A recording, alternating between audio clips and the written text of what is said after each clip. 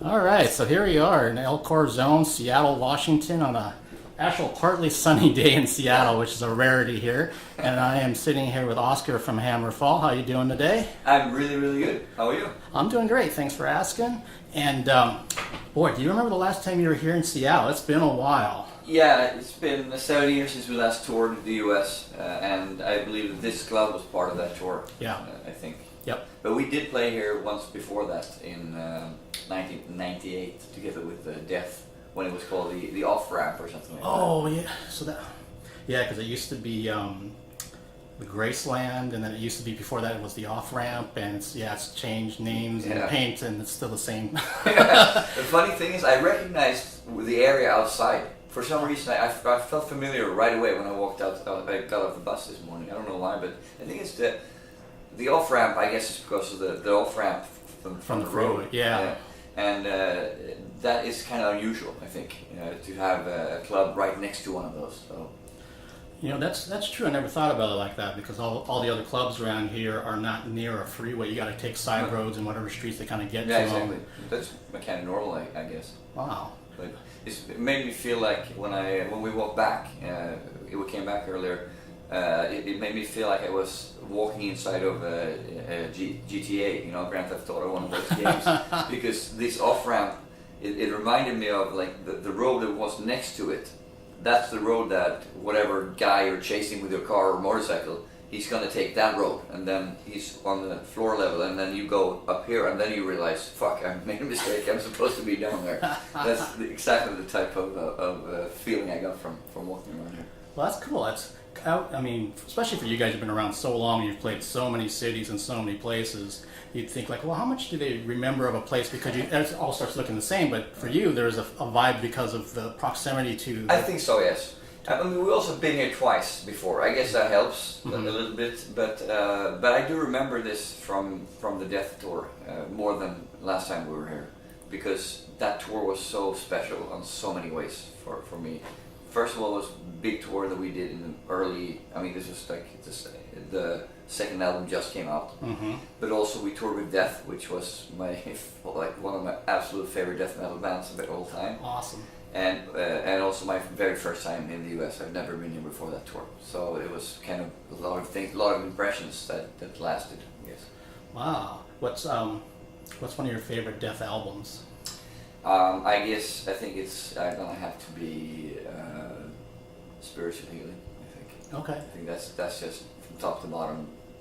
So good, so good. On every level.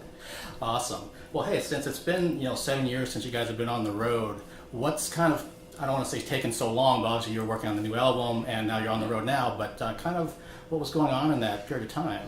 I think that tour that we did last time was not as successful as we had hoped, and because of that, it's that is the reason that we haven't come back. And this is the 5th time in 20 years that we toured the US, and that's not enough. I mean, you have to tour much more than that. But apart from the first one, I think every tour that we've done there's been something that was not as good as you hoped for, Okay. But last time was kind of like, if we do it again, which we did now, it has to be a success. Otherwise, we probably won't do it again.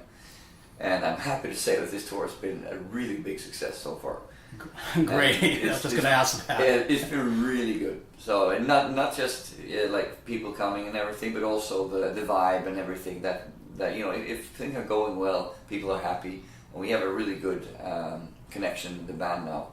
And also, of course, touring with Delain is fun too. They're really nice guys or girls, but nice people, I should say.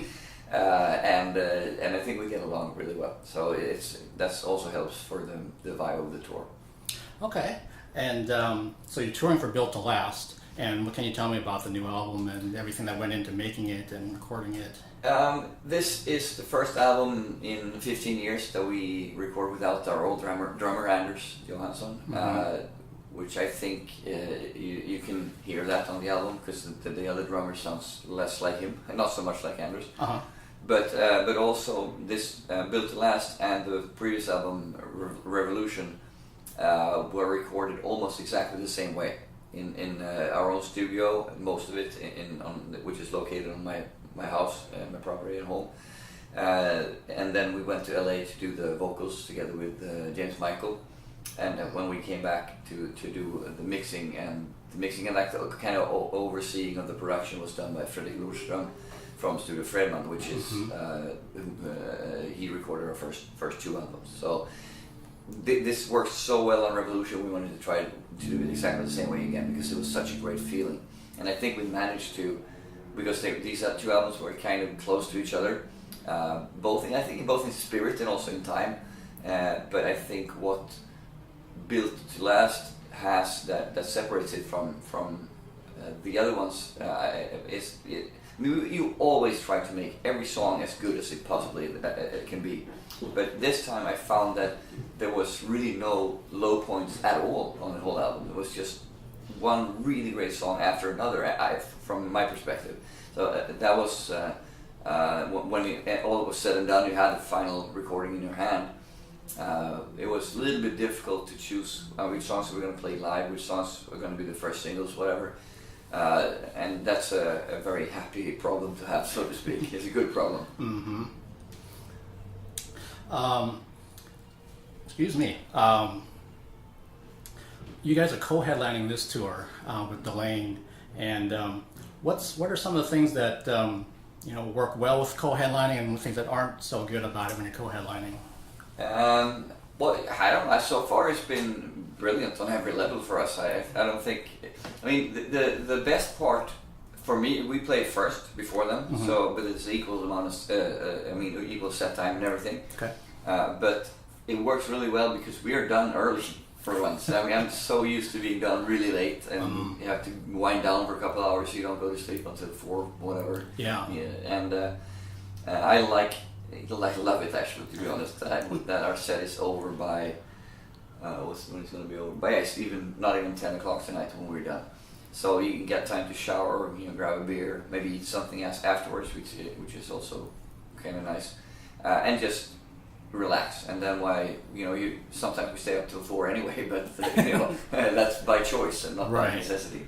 So I don't see any negative drawbacks with this. The only thing was before the tour when we had to cut I don't know how many, like 6 or whatever songs from the headline set list that we do in Europe to fit the 75 minutes that we have now. That was the only drawback, I thought. But I think we managed to get a set that seems like people really appreciate all the songs. And what I'm really happy about, actually, to be honest with it, was the new songs. We play 3 from the new album, and I feel that they are greeted really well. People, even though most people actually know know them a lot, but even if they don't know them, they are eager to get into it. I felt that it feels really good to play them. I was always a bit worried the territory we haven't toured all that much, new songs, maybe they don't know them or not. But it feels like those 3 that we have from the new album, they hit home really well, and I'm happy about that. And that says a lot that the new songs are resonating with the fans in the set list for sure. Did you guys, since you had to pare the European set list down, like you were saying, were there certain songs or things that band members are going back and forth about? It's like, no, I don't want to drop that one. No, I want to keep that one. Oh, that one stinks. What are we gonna do? It's always like that. It's one of those things that have to be. And the more albums you do, the more songs you want to get in there. A little the less space there is for them anyway. So. There were a couple that we kind of agreed pretty fast. It was not a lot of back and forth. I believe we were supposed to do. We did Bring It in Europe from the new album, and that was on the list originally. But we replaced that one with Built to Last, which was also on the list in Europe. And I thought that was a good idea. That really was a good decision. I mean, like with when you have the result of the shows, and what happened. Built to Last is one of those songs that people. There are so many bobbing heads in that song. I love it. I mean, maybe they haven't heard it before, but they're into it. Yeah, gets them going. Yeah, exactly. So that one is probably one of my favorites to play live right now because people are so willing to participate into it. Cool.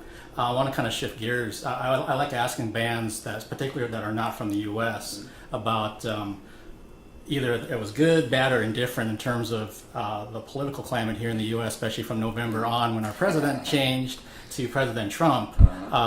And my media is not political in any way, but it's just interesting to hear what people say from other countries. What are your thoughts on the state of things? Practically nothing has really changed for us. Mm-hmm. Like there was no problem getting in, or there's no bigger hassle at the border or anything like that. It's been pretty much the same. It's been pretty much the same.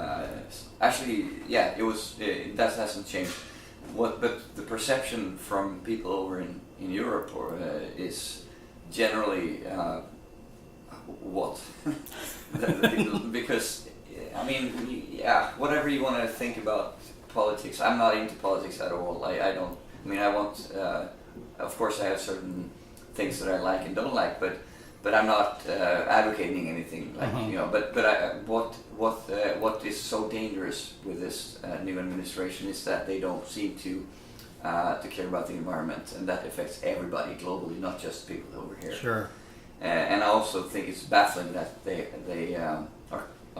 don't seem to be focused so much on science, which is fact, and this alternate fact thing is just it's like if you wrote a comedy that somebody said, oh, he didn't lie, it was just alternate facts. If you wrote a movie or a book and said that, nobody would believe you, and this happened in real life, and it's just one of the many things that makes you go, what the fuck is going on?